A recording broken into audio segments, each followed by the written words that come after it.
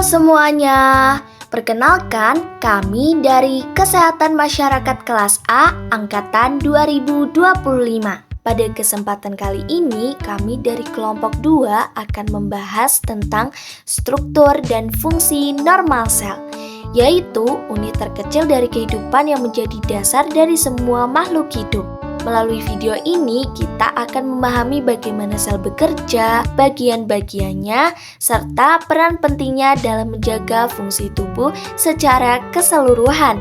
Sebelum memasuki materi, perkenalkan anggota kelompok kami yaitu Aisyah Aulia Putri dari NIM I1A024106, Hesti Paramita Damayanti dari NIM I1A025002, Sidana Rayan dari NIM I1A025010, Talita Safira dari NIM I1A025019, Hasna Aulia Alawal dari NIM I1A025034. Struktur dan fungsi normal sel. Sel pada manusia. Ada yang tahu nggak sih sel pada manusia itu apa? Sel sejatinya adalah komponen dasar yang membentuk struktur tubuh manusia. Sel memiliki banyak fungsi, di antaranya yang pertama mengangkut nutrisi, oksigen, dan hormon. Yang kedua, membangun dan membentuk jaringan. Yang ketiga, menjalankan proses metabolisme.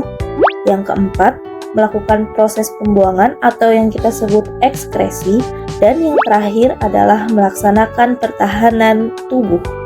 Struktur sel manusia terdiri atas beberapa komponen dengan fungsi yang berbeda-beda, yaitu tubuh manusia tersusun oleh triliunan sel yang berbeda bentuk dan fungsi. Misalnya sel saraf, sel otot, sel darah, sel lemak, dan lain-lain. Nah, contoh ukurannya di diameter 7,5 sampai 150 mikrometer. membran plasma diibaratkan sebagai rumah yang dijaga oleh satpam. Struktur dari membran plasma tipis, fleksibel, dan semi-permeable.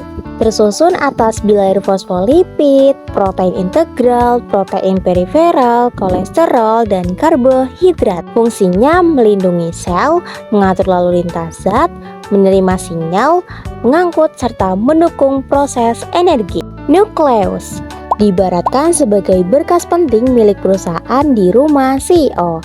Terdapat DNA yaitu pedoman utama yang mengatur seluruh aktivitas sel. Strukturnya adalah membran nukleus, kromatin, nukleolus, dan nukleoplasma. Berfungsi sebagai pusat pengendali dan pengatur aktivitas sel. Sitoplasma diibaratkan sebagai seluruh aktivitas di halaman rumah.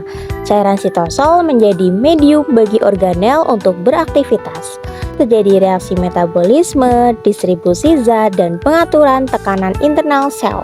Sehingga sitoplasma merupakan pusat berlangsungnya berbagai kegiatan sel. Sitoskeleton. Jika rumah membutuhkan rangka, maka sel juga membutuhkan sitoskeleton. Komponen penyusunnya mencakup mikrotubulus, filamen aktin, dan filamen intermediat. Berfungsi menjaga bentuk sel, mengatur pergerakan internal, dan membantu proses pembelahan sel. Retikulum endoplasma dapat diibaratkan sebagai dapur produksi dalam rumah. RE kasar dilengkapi ribosom dan berperan dalam sintesis dan pengemasan protein. RE halus berfungsi memproduksi lipid, melakukan detoksifikasi, dan menyimpan ion kalsium. Produk dari retikulum endoplasma kemudian diteruskan ke badan Golgi untuk diproses lebih lanjut. Badan Golgi diibaratkan sebagai kurir pengantar protein itu. Strukturnya terdiri dari tumpukan kantong pipih atau sisterna untuk mengolah dan memodifikasi protein.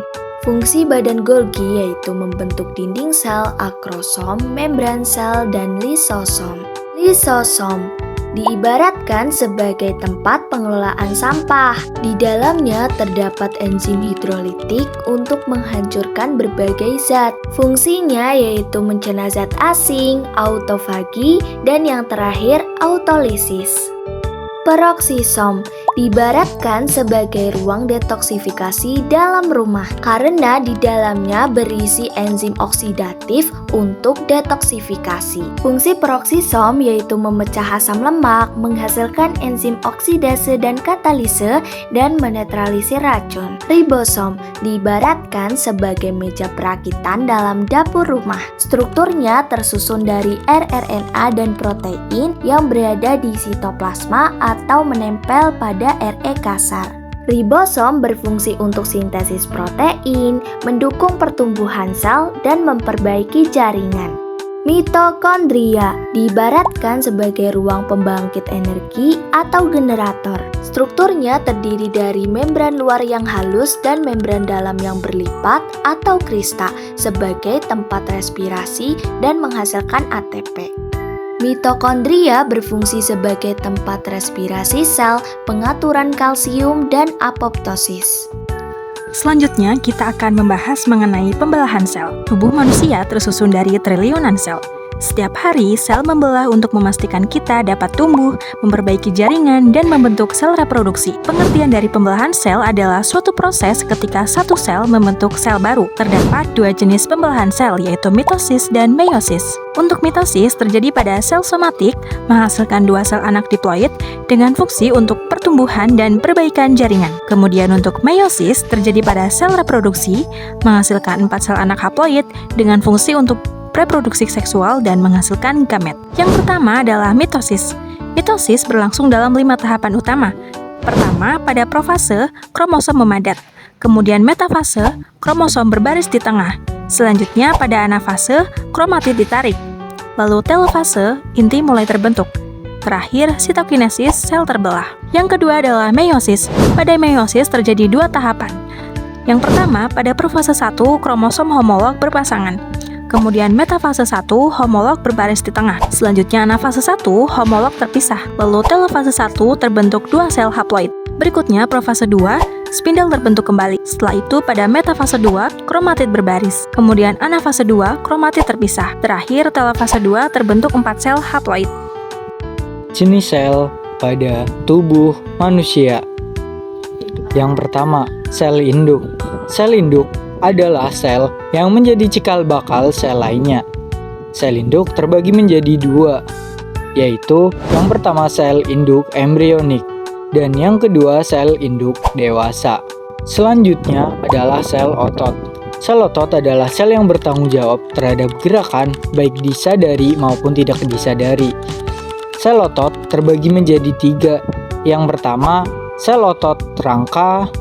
Yang kedua, sel otot polos. Yang ketiga, sel otot jantung. Yang selanjutnya adalah sel struktur, terdiri dari sel tulang dan sel tulang rawan. Sel tulang terdiri dari osteosit, osteoklas, dan osteoblas. Selanjutnya, sel tulang rawan terdiri dari kondrosit, kondroblas, dan kondroklas. Selanjutnya adalah sel darah, terdiri dari sel darah merah, sel darah putih, dan trombosit. Yang selanjutnya adalah sel reproduksi, adalah sel yang bertanggung jawab untuk membentuk kehidupan baru. Yang selanjutnya adalah sel syaraf. Sel syaraf berfungsi sebagai jaringan komunikasi. Selanjutnya adalah sel lemak. Sel lemak berfungsi menjadi penyimpan cadangan energi. Kesimpulannya, sel adalah unit dasar tubuh manusia yang menjalankan fungsi vital tertentu.